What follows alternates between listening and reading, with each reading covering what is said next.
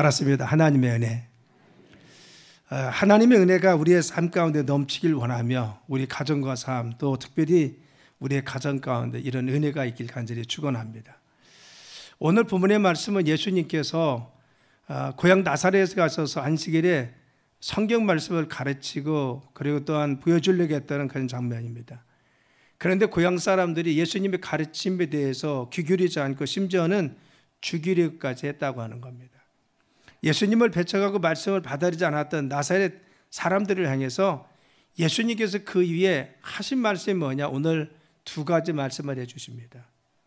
그래서 고향 사람들이 판단하고 그 말씀을 듣지 않자 하나님 은혜가 지금도 임하고 있다는 사실을 기억하라고 하면서 한 사람은 유대인이었지만 가난하고 멸시받았던 엘리야 시대에 시온 땅에 살았던 바로 그 시돈 땅에 살았던 사렙도 과부에 대한 이야기를 합니다.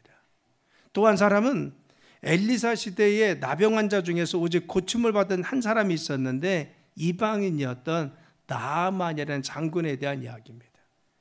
그래서 외적인 조건으로 본 이들은 환영받지 못한 사람이었고 축복받지 못한 사람이었고 복된 사람이 아니었습니다. 그런데 하나님께서 그 시대에 그들의 삶 가운데 임하시고 은혜를 주시니까 그들의 삶에 놀라운 주님의 축복 가운데 삶이 변화되고 하나님 은혜 가운데 머문 것을 알 수 있는 것입니다.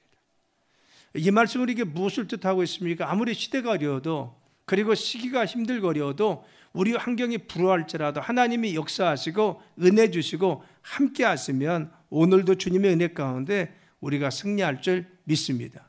우리의 가정 가운데 우리의 삶 가운데 여러 가지 소식을 듣고 예견하는 일들이 있습니다. 그런데 중요한 것은 하나님 우리 가운데 함께 계시면 우리의 삶에 살아계신 하나님 지금도 역사하시면 은혜 주시면 우리의 삶에 이와 같은 은혜가 있다는 사실을 오늘 본문의 말씀을 통해서 우리에게 말씀하여 주고 있습니다. 그래서 우리 가정에 우리의 삶에 지금 임하시는 하나님의 은혜를 같이 나누어 보려고 합니다. 자, 그러면 하나님의 은혜는 어떻게 합니까? 먼저 다가오신다는 겁니다. 우리의 삶에 먼저 오시는 분이 하나님의 은혜입니다. 하나님께서 친히 찾아오셨다는 겁니다. 오늘 25절과 26절이면 내가 참으로 너에게 이르노니 엘리야 시대 하늘이 3년 6개월 동안 닫히고 온 땅에 그 흉년이 들었을 때 이스라엘에 많은 과부가 있었을 때 엘리야가 그중 한 사람에게도 보냈음을 받지 않고 오직 시돈 땅에 있는 사렙다 한 과부의 뿐이었다라고 했습니다. 그래서 그 당시에 3년 6개월 동안 하늘문이 닫혔습니다. 그래서 큰 흉년이 들었습니다.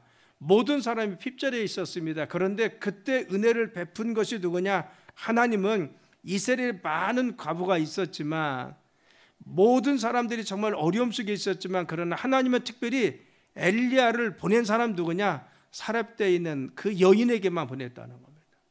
하나님은 가물었던 그 시대에 그리고 흉년이 든 그 시대에 그리고 아무도 어떠한 어려움 속에서 헤어나지 못하는 그 시대에 한 사람에게 은혜를 베푸시고 그에게 임자하여 주셨다는 겁니다. 이런 것은 바로 그의 삶에 하나님이 찾아오셔서 그의 삶에 함께 하신 은혜를 허락해 주십니다. 여러분, 나아만도 마찬가지죠. 그 당시에 많은 문둥병 환자가 있었지만 그러나 고침받은 자는 오직 나아만 한 사람뿐이었다겠어요. 그렇죠. 많은 사람 가운데 특별히 하나님이 먼저 가셔서 그에게 은혜를 베푸시고 그의 삶을 축복하여 주십니다. 우리에게 어려움에 있을 때, 우리가 힘들 때 중요한 것은 우리에게 다가오시는 하나님을 믿으시길 간절히 축원합니다. 세상은 그렇지 않습니다. 세상은 좋을 때는 우리가 같이 있습니다. 그런데 우리가 어려워지면 떠나는 것이 세상의 이치인 겁니다.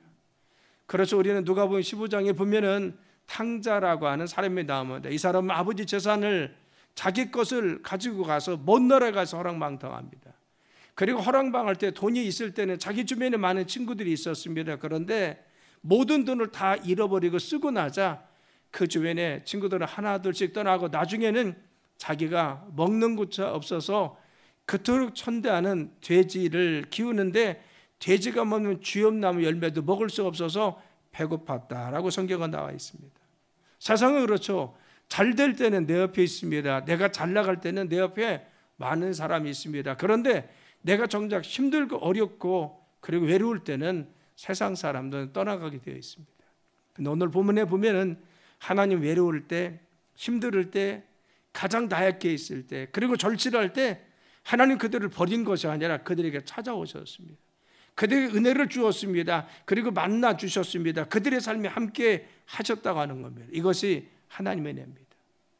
여러분, 우리는 이번 명절에 우리 가족을 만났습니다. 우리 친구들도 만나고 그리고 사랑하는 사람들을 만났습니다.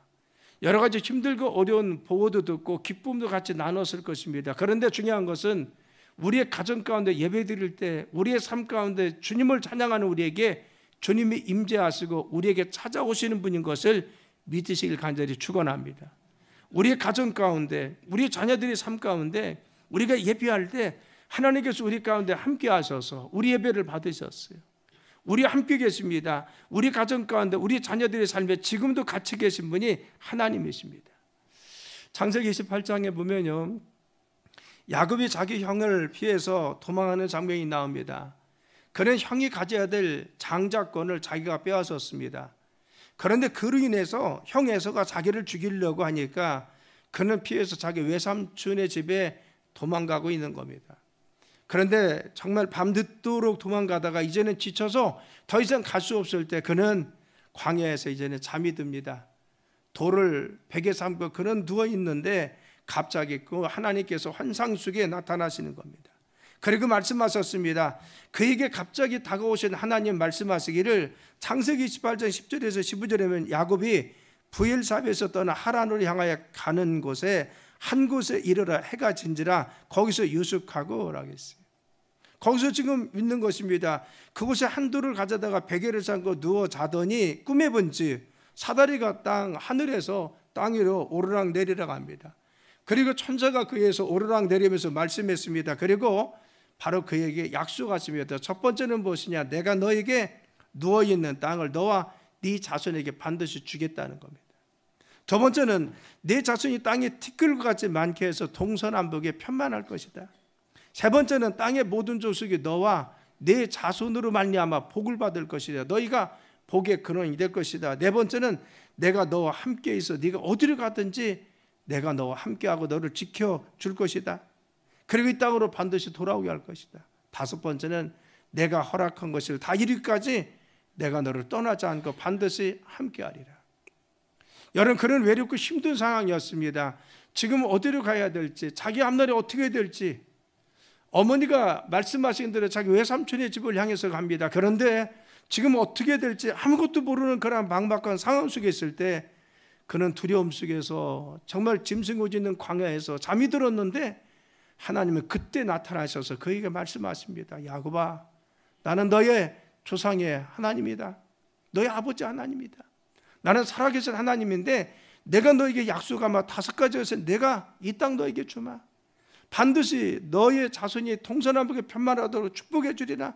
그리고 네가 어딜 갈지라도 내가 함께하고 다 이 뜻을 이루기까지 나는 너를 떠나지 아니하리라 했어요.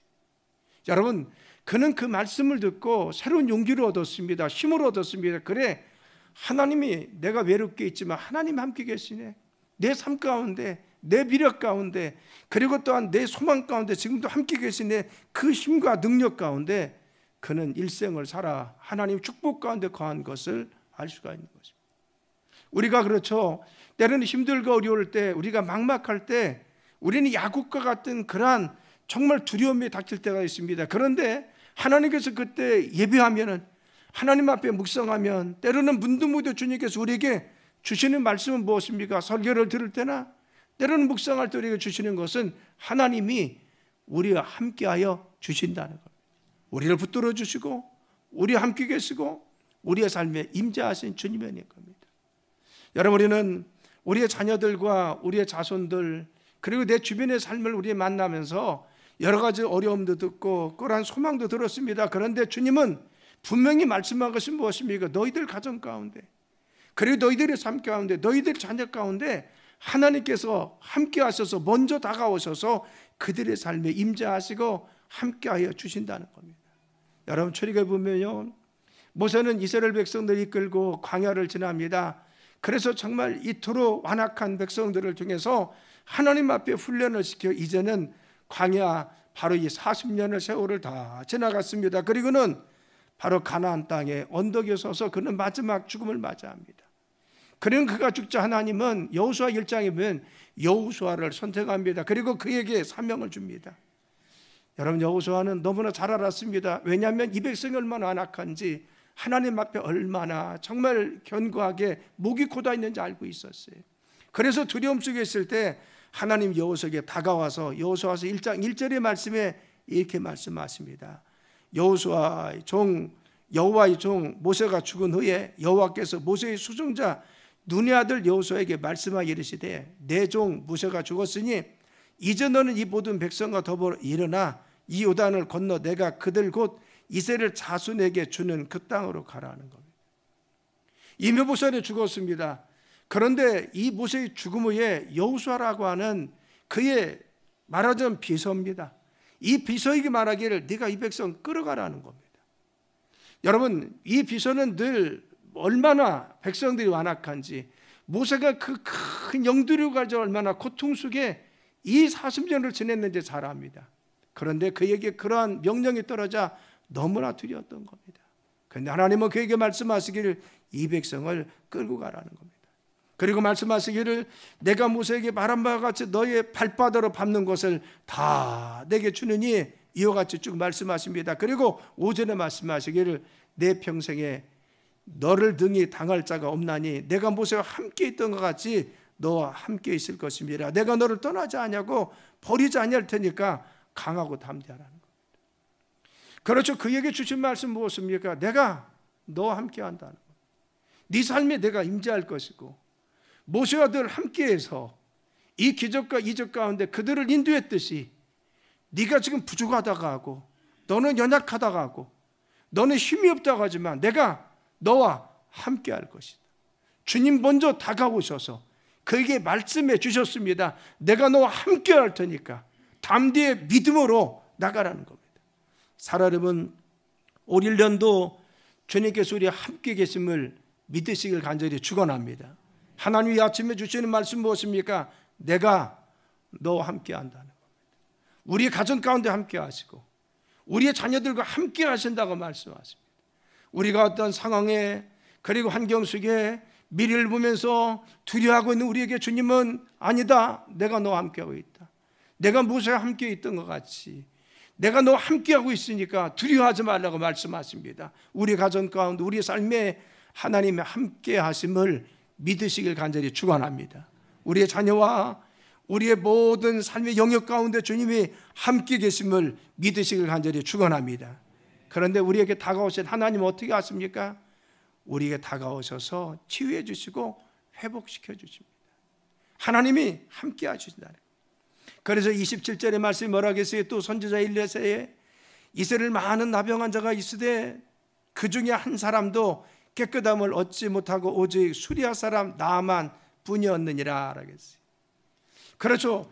정말 사랍대에 있는 홀로 된 여인이 그가 힘들고 어려워서 이전에 죽음밖에 남아있지 않았을 때 우리 주님이 엘리야를 보내서 그의 삶에 함께 계셔서 그의 삶을 기적 가운데 역사하셔서 그의 삶을 치유해 주었듯이 하나님은 똑같이 말씀하십니다. 엘리사 시대에는 나병 자 나아만이 더 이상 소망이 없었는데 하나님은 그 시대에 이 나아만 그를 치유해 주셔서 소망 가운데 그 한 사람을 치유해서 다시 일어나고 회복하게 해 주었다는 겁니다. 우리의 삶에 다가오신 하나님 어떻게 하십니까? 우리의 삶을 치유해 주시고 회복해 주실 줄 믿습니다. 이 은혜입니다. 하나님 우리의 삶에 함께 계십니까? 우리의 가정 가운데 함께 계십니까? 우리의 삶에 지금도 같이 계십니까? 그 하나님이 우리의 삶에 지금도 오셔서 지금 창조자의 능력 가운데 역사해 주십니다. 치유해 주시고 회복시켜 주십니다. 사랍다 과부에게 그랬듯이 그리고 문둥병자 나병한 자인 바로 나만에게 역사했듯이 하나님은 오늘도 우리의 삶의 문제를 우리의 삶에 해결되지 않은 상황을 해결해 주시고 역사하시는 분이 하나님이십니다. 그래서 하나님을 전능자라고 합니다. 창세기 17장에 보면 하나님께서 아브라함에게 나타나셨습니다. 그리고 말씀한 것은 무엇입니까? 아브라함이 99세 되었을 때 여호와께서 아브라함에게 나타나셔서 이르시되 나는 전능자라고 했어요. 여러분, 전능자는 여호와입니다. 가능하신 분입니다. 무에서 유를 창조하신 분이시고 없는 것을 있게 하시는 분입니다. 나는 전능자라는 겁니다. 왜 이 말씀했습니까?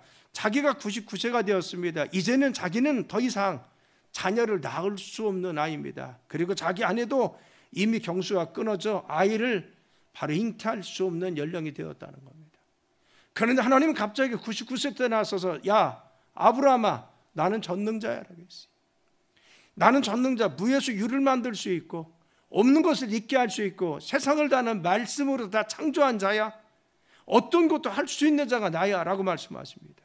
나는 전능자라고 말씀했습니다. 그런데 그 하나님 이 말씀하시고 그에게 정말 아들을 주어서 그의 100세 그리고 사라의 90세에 아들을 낳았는데 그 아들이 이삭이라는 겁니다. 그렇죠. 전능자 하나님이 불가능한 상황 속에 그 아브라함의 가정에 임재하시고 함께 하시니까 전능한 하나님 역사가 나타나서 무에서 유가 창조됐습니다. 잉태할 수 없는 분이 잉태가 되었습니다. 출산할 수 없는 분이 출산하게 되었습니다. 없는 것이 있게 되었습니다. 이것이 무엇입니까? 하나님 역사입니다. 우리 가정에 임하신 하나님은, 내 삶에 지금도 역사하신 하나님은 우리가 예배드릴 때 어제 예배드릴 주님 임재하심이 있었고 우리 가정에 우리 자녀와 우리 삶 가운데 우리의 기도를 들으시고 지금도 역사하신 하나님은 전능자 하나님을 믿으시길 간절히 축원합니다. 그래서 바로 야곱이 장속했을 때 하나님께서 네 아들 독자 이삭을 번제물로 드리라고 할 때 그는 기꺼이 드립니다. 왜? 전능자 하나님은 죽어도 살아나게 할 것이고 그리고 없는 것을 있게 할 것이고 반드시 내 아들을 살릴 줄 알았기 때문에 그는 자기 아들을 바로 이같이 하나님께 번제물로 죽여서 드리려겠지만 하나님은 어린 양을 준비해서 그의 제사를 기뻐 받으시고 그의 믿음을 받으셔서 아들뿐만 아니라 그의 삶을 축복하신 것을 알 수가 있는 겁니다. 내 삶에 불가능한 것 같고 우리의 삶에 지금 어려운 것 같지만 그러나 전능자 하나님이 우리의 삶에 우리 가정에 함께 하심을 믿으시길 간절히 축원합니다. 그 하나님이십니다. 우리의 가정 가운데 내 자녀들 가운데 우리의 사업장이 됐든 우리의 미래가 됐든 우리의 비전이 되었든 우리는 지금 불가능한 것 같은 상황이 있고 어려움과 낙심이 되는 상황이 있습니다. 그런데 주님은 우리에게 오늘 우리에게 말씀하시는 말씀이 무엇입니까? 나는 전능자라는 겁니다. 나는 여호와라. 내가 전능한 자라는 겁니다. 하나님께서 우리의 삶의 전능자 역사하시는 분인 것을 믿으시길 간절히 축원합니다. 어려울지라도 어려움을 회복시켜 주셔서 우리를 온전하게 세워줄 줄 믿습니다. 우리가 실망스러워도 주님은 바꾸어서 상황 가운데 역사하셔서 우리의 삶을 더 좋은 것으로 예비할 줄 믿습니다. 그래서 우리의 지금의 생각과 판단을 가지고 모든 것을 다 결정하지 말자는 것이며 하나님은 우리의 미래 가운데 더 좋은 것으로 예비했음을 믿어야 됩니다. 미국의 제39대 대통령이었던 지미 카터 대통령은 미국 역사상에 가장 인기 없는 대통령이었습니다. 1980년 재선에서 큰 표차로, 그렇죠, 작은 표차가 아니라 큰 표차로 그가 재선에 실패합니다. 그런데 선교 비용을 감당할 수가 없어서 유산으로 물려받은 땅콩 농장 그것마저 팔아버렸습니다. 그런데 지미 카터 대통령은요, 하나님 믿는 사람이 우리가 너무나 잘 알고 있어요. 그는 신실한 믿음의 사람이었습니다. 그는 미국 대통령으로 실패했지만 하나님이 그를 대통령의 경험을 통해서 세계 분쟁의 조종자로 나중에 세우십니다. 에티오피아, 그리고 소말리아, 그리고 아이티 지진이 왔을 때, 북한에 핵 문제가 있을 때 가서 또 방문해서 그것을 해결을 하고, 쿠바 분쟁이 있을 때 그걸 해결하고, 그가 정말 왕성하게 활동할 때는요, 그 정말 수없이 많이 활동하면서 이런 자선사업과 국제적 분쟁을 해결하기 위해서 그 헌신했던 걸 잘 압니다. 그래서 2002년에 노벨 평화상을 받았어요. 왜? 세계적으로 그가 인권을 위해서, 경제를 위해서, 그리고 사회 개발을 위해서 공로했던 것이 너무나 크기 때문에 그는 세계 바로 노벨 평화상을 받은 것을 알 수가 있습니다. 우리가 지미 카터 대통령 하면 수식어 갖고 따릅니다. 집권시는 최악의 대통령, 퇴임 후는 최고의 전직 대통령. 바꿔줬으면 얼마나 좋겠어요. 집권시에 최고의 대통령이 있으면 정말 좋았을 텐데 집권시는 최악의 대통령이었어요. 그런데 그의 뒤에 뭉칭은 퇴임 후는 최고의 전직 대통령. 그가 퇴임하고 나서는 최고의 전직 대통령이 됐어요. 그가 한국에 왔을 때 우리는 한국에서 주일 예배 시간에 예배를 드렸다는 사실 우리는 너무나 잘 기억하고 있습니다. 그런데 그가 이런 고백을 그때 했어요. 나를 향하신 하나님의 계획은 미국의 대통령이 아니었습니다. 대통령 경험으로 세계를 다스리는 대통령이 되게 하셨습니다. 하나님의 계획은 내 생각보다 컸다는 겁니다. 하나님의 계획은 이미 더 먼 곳에 가셨다는 겁니다. 더 크게 나를 사용하시려고, 비록 내가 미국 대통령으로 실패하긴 했지만 그 경험을 통해서 세계 대통령으로 세우기 위해서, 세계의 대통령으로 나를 세워서 하나님의 영광을 돌리기 위해서, 나를 쓰시기 위해서 그 계획을, 그 뜻을 가지고 나를 사용했다는 거예요. 여러분, 하나님의 계획은 내 계획보다 더 크신 것을 믿으실 간절히 축원합니다. 여러분 자녀를 향한, 여러분 가정을 향한, 우리의 삶을 향한 하나님의 계획이 있는데 내 생각이나 내 계획보다 더 크고 위대합니다. 우리가 생각할 때는 지금의 모습이 초라하고 지금의 모습이 나약할지라도 중요한 것은 하나님은 정말 더 큰 뜻을 가지고 우리의 가정을, 우리의 자녀들을, 우리의 삶과 사업장을 지금도 이끌어 주십니다. 그래서 내 계획보다 더 크신 하나님 뜻이 있다는 것을 기억해야 됩니다. 아일랜드에 조셉 스크리븐이라는 청년이 있었습니다. 결혼 전날 약혼녀가 그녀를 만나러 오다가 강에 그만 익사해서 빠져서 죽고 말았어요. 익사하고 말았어요. 그래서 결혼 전날 자기 사랑하는 약혼녀가 강에 빠져서 익사했으니까 얼마나 큰 충격이겠어요. 그래서 정말 큰 충격을 받아서 도무지 자포자기한 삶을 살지 못해서 그는 고향 아일랜드를 떠나기로 했습니다. 그리고는 캐나다로 이민을 갑니다. 그리고 시간이 지났습니다. 그곳에서도 사랑하는 사람을 만났어요. 그런데 이번에 그 사람은요, 폐렴으로 그 여인이 죽습니다. 사랑하는 사람이 또 죽었습니다. 그런데 그때 자기는 너무 큰 충격이 있었는데 고향에서 소식이 들렸습니다. 어머니가 위독하다는 소식이 들린 겁니다. 자기는 첫 번째 약혼녀가 익사해서 죽었어요. 두 번째 사랑했던 사람이 폐렴으로 죽었습니다. 도무지 일어날 기력이 없고 피해왔는데 여기서까지 어려움 당하는데 어머니마저도 위독하다는 소식을 들으니까 정말 힘들거려서 도무지 견딜 수가 없었어요. 그래서 큰 숨을 빠져서 그는 있다가 결국 하나님 앞에 가서 정말 하나님 앞에 성전에서 무릎 꿇고 기도하기 시작합니다. 하나님, 저는 사랑하는 약혼녀를 잃었습니다. 저는 매우 외롭고 고독합니다. 하지만 이 외로움 가운데 바로 더 힘든 것은 제 어머니의 친구가 되어서 위로해 주시고 제 어머니 병을 고쳐주세요. 이제부터는 제가 외로운 사람들의 친구가 되겠습니다. 주님 안에서 평생을 살겠습니다. 이것이 그의 기도 내용입니다. 자기는 지금 두 번씩이나 사랑하는 사람을 잃었습니다.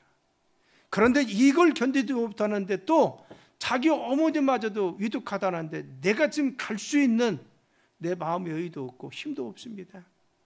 그래서 하나님, 정말 어머니를 기도하는데 어머님, 외로운 어머니 친구가 되어주셔서 우리 어머니를 지켜주시고 고쳐주세요. 그리고 내가 정말 그 외로운 사람의 평생의 친구가 될 테니까 하나님 우리 어머니를 지켜주세요. 그리고 내가 평생 주님만 바라보고 살겠습니다. 그런데 이 기도를 간절히 하고 났더니 바로 스크리븐의 마음속에 주님의 평강이 찾아온 거예요. 마음속에 평안이 있고 마음속에 이 평강이 형언할 수 없는 이 마음의 평안이 내 마음에 넘치는 겁니다. 그래서 기도를 마치고 나서 어머니에게 편지를 쓰기 시작합니다. 우리 죄의 짐을 맡아주신 주님은 좋은 친구입니다. 세상 사는 동안 시험 걱정 그리고 괴로움의 문제가 어디 있습니까? 다정한 친구 되신 주님이 우리를 위로해 주십니다. 이후에 그는 시간이 있을 때마다 어머니를 생각하면서 기도하면서 시를 지었는데 이게 뭡니까? 우리가 잘 알고 있는 죄짐 맡은 우리 구주라고 하는 찬송시인 것입니다. 사랑하는 여러분, 하나님의 능력은요 한이 없어요. 그 능력은 힘이 있습니다. 때로는 우리가 우리의 삶 가운데 어려움이 있고 힘든 것이 있을지라도 그 주님은 우리와 지금도 함께 계심을 믿으실 간절히 축원합니다. 내 자녀들의 삶에, 기도하는 우리 자손들의 삶에 주님은 지금도 함께 계십니다. 여러분이 어제 예배 드릴 때 주님의 임재하심이 우리 가정 가운데, 우리 가문 가운데 임하신 것을 믿으시길 간절히 축원합니다. 은혜는, 그 은혜는 우리 가운데 지금 머물고 있어요. 그런데 은혜 가운데 머무신 하나님은 전능자이십니다. 능력이십니다. 지금 우리가 아닐지라도, 그러할지라도 하나님 이후에 더 큰 것을 예비하시고 준비하신 것을 믿으실 간절히 축원합니다. 그 하나님은 다가오셔서 우리의 삶을, 그리고 우리 환경을 치유해 주시고 역사하여 주셔서 회복하여 주십니다. 그 은혜가 여러분의 가정에 넘치길 간절히 축원합니다. 자녀와 자손들의 삶 가운데, 또 가문 가운데 넘치길, 그 은혜와 능력이 넘치길 간절히 축원합니다. 우리의 사랑하는 자녀들, 자손들, 우리의 가정, 삶의 모든 영역 이 한 해도 지켜 주옵소서. 능력 가운데 붙들어 주옵소서. 전능하신 하나님께서 역사하여 주셔서 저희들의 삶에 더 좋은 것을 예비하신 주님의 비전과 주님의 꿈과 주님 미래를 바라보는 저희들 되게 도와주옵소서. 한 해도 승리케 도와주시며 믿음의 삶을 살아가도록 저희들 이끌어 주옵소서. 특별히 가정을 축복하여 주옵소서. 자녀와 자손을 축복하여 주옵소서. 주의 은혜가 더하도록 함께하여 주옵소서. 예수님의 이름으로 간절히 기도드렸사옵나이다. 아멘.